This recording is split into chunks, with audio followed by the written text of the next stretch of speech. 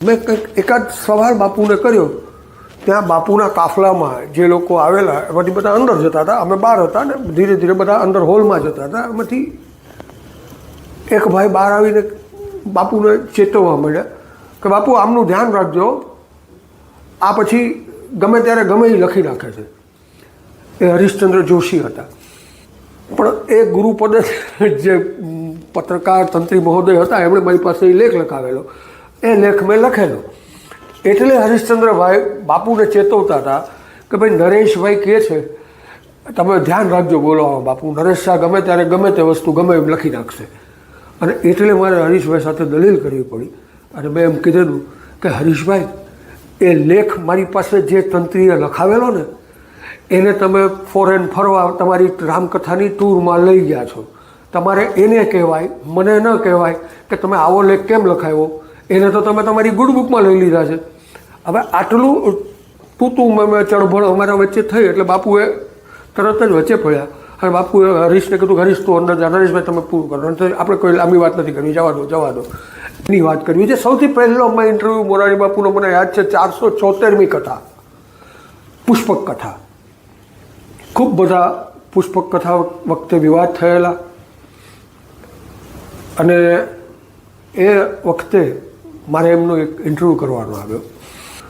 મને ખૂબ ગૌરવ છે અથવા તો મારું સદભાગ્ય છે કે મેં મોરારી બાપુના અનેક ઇન્ટરવ્યૂ કર્યા છે. એમાં મેં એમના 2 ઇન્ટરવ્યૂ એમની સાથે હિંડોળા પર બેસીને કર્યા છે. એમાંનો સૌથી પહેલો ઇન્ટરવ્યૂ પુષ્પક કથા પછીનો ઇન્ટરવ્યૂ મેં કૈલાશ બંગલાના નિવાસસ્થાનના બંગલામાં રાખેલા મોરારી બાપુના હિંડોળા પર મોરારી બાપુની સાથે હિંડોળા પર બેસીને મેં એક ઇન્ટરવ્યૂ કરેલો. એ પછી તો મેં અનેક ઇન્ટરવ્યૂ કર્યા મોરારી બાપુના. મને બરાબર યાદ છે કે મેં મોરારી બાપુના મહુવામાં આ ઉપરાંત પણ ઇન્ટરવ્યૂ કર્યા, તલગાજરડામાં કર્યા, જામનગરમાં કર્યો છે ઇન્ટરવ્યૂ, ભાદરને કાંઠે મોરારી બાપુની કથા હતી ને એમનું જે નિવાસસ્થાન હતું ત્યાં મેં ઇન્ટરવ્યૂ કર્યો છે, જોડિયા જઈને પણ મેં એમનો ઇન્ટરવ્યૂ કર્યો છે, અમરેલીમાં પણ મેં એમનો ઇન્ટરવ્યૂ કર્યો છે. 2 ઇન્ટરવ્યૂ તો મેં એમના ફોન પર કર્યા છે.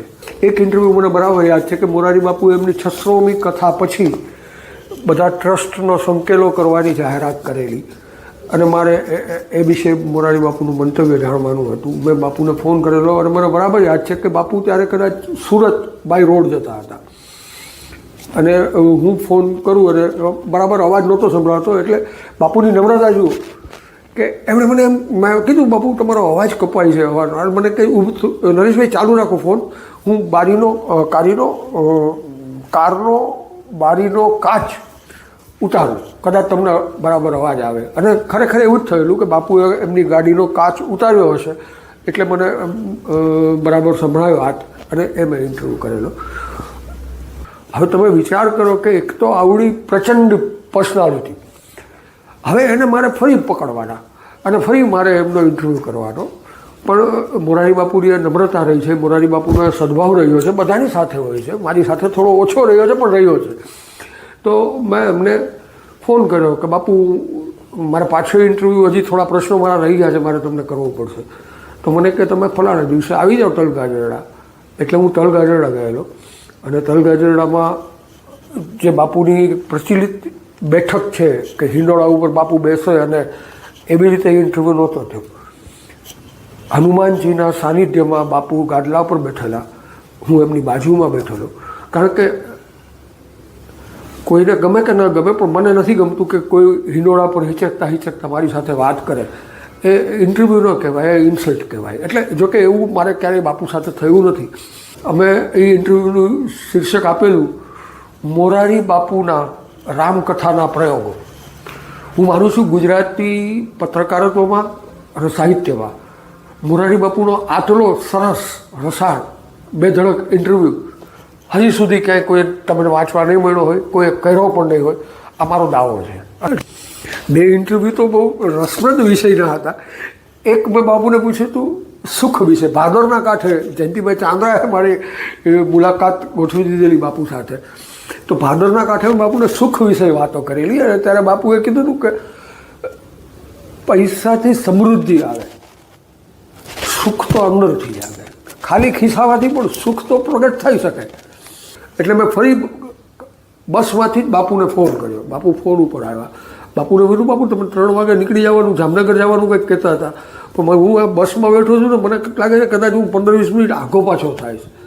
તો બાપુએ મને ત્યારે ખાતરી આપી કે નરેશભાઈ તમે ચિંતા નહીં કરો, તમે આવી જાઓ, તમને મળ્યા પછી હું મારા જામનગર જવા માટે નીકળીશ. અને એ રીતે હું પહોંચી ગયો તો સમયસર, લગભગ 5-1 મિનિટ મોડું થયું. અને પછી અમે બાપુની સાથે મેં ઇન્ટરવ્યૂ કર્યો. એ વિષય હતો પૈસા, જીવનમાં પૈસા કેટલા જરૂરી, એ વિશે પણ બાપુએ બહુ સરસ વાત કરી હતી. આ બધા જ ઇન્ટરવ્યૂ ગ્રંથસ્થ છે અને એની વાત હું તમને નેક્સ્ટ એપિસોડમાં કરવાનો છું. મોરારી બાપુનો નેક્સ્ટ એપિસોડ હું કરીશ. એમાં અત્યારે ખાલી જોડિયાના એ ઇન્ટરવ્યૂની વાત કરું. ત્યારે મને ખ્યાલ છે ત્યાં સુધી, હવે સાલમાં આપણે વિગતવાર નહીં જાઉં, પણ છેલ્લે એ ઇન્ટરવ્યૂ પૂરો કર્યા પછી ઊભા થતા, બાપુને યાદ ન હોય અને ન જોવું જોઈએ, પણ મને યાદ છે કે ઊભી થતી વખતે મેં બાપુને કહેલું કે બાપુ આજ 12 વર્ષ થઈ ગયા, 12 વર્ષ પછી આપણે મળ્યા તો અનેક વાર છીએ, પણ 12 વર્ષ પછી આજે મને તમને પગે લાગવાનું મન થાય છે. એમ કહીને હું બાપુને પગે લાગેલો અને બાપુએ ત્યારે હેતથી મારા પીઠ ઉપર ધબ્બો મારેલો, એ મને હજી યાદ છે.